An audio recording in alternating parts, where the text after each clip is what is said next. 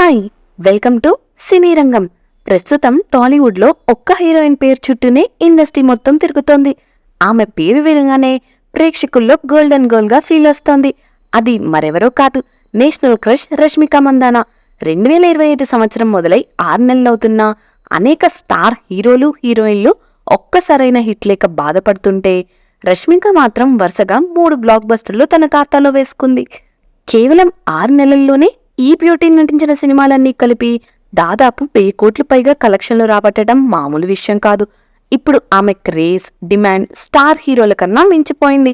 వైపు దర్శక నిర్మాతలు ఆమె డేట్స్ కోసం క్యూ కడుతుంటే మరోవైపు బాక్సాఫీస్ దగ్గర మాత్రం రష్మిక రూల్ చేస్తోంది.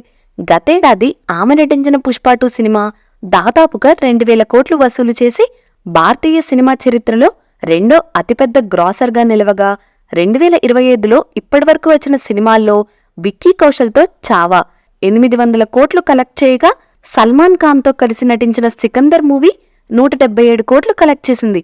దాంతోపాటు రీసెంట్గా రిలీజ్ అయిన కుబేరా కేవలం 13 రోజుల్లోనే 83.55 కోట్లు కలెక్ట్ చేయగా ఇంకా కలెక్షన్లు రాబడుతూనే ఉన్నాయి. ఇంతవరకు 2025లో ఒక్క ఇండియన్ హీరో కానీ హీరోయిన్ కానీ ఇలా వరుస బ్లాక్ బస్టర్లు ఇవ్వలేదనడంలో ఎలాంటి అతిశయోక్తి లేదు.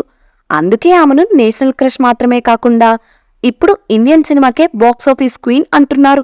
ఒక సీనియర్ హీరో అన్నట్టు రష్మికకు ఇప్పుడు శుక్రమహర్దశ నడుస్తోందట. ప్రస్తుతం చూస్తుంటే అది నిజమే అనిపిస్తోంది. దీనిపై మీ అభిప్రాయం ఏంటి? రష్మిక హవా ఇలా సాగుతుందా, లేక కొత్తగా ఎవరైనా వచ్చే అవకాశం ఉందా? మీ అభిప్రాయాలను కామెంట్స్ రూపంలో మాకు తెలియజేయండి. వీడియో నచ్చితే లైక్ చేయండి, షేర్ చేయండి. అలాగే ఇంకా ఇలాంటి ఇంట్రెస్టింగ్ సినిమా అప్డేట్స్ కోసం మా ఛానల్ను సబ్స్క్రైబ్ చేసుకోండి. Thank you for watching.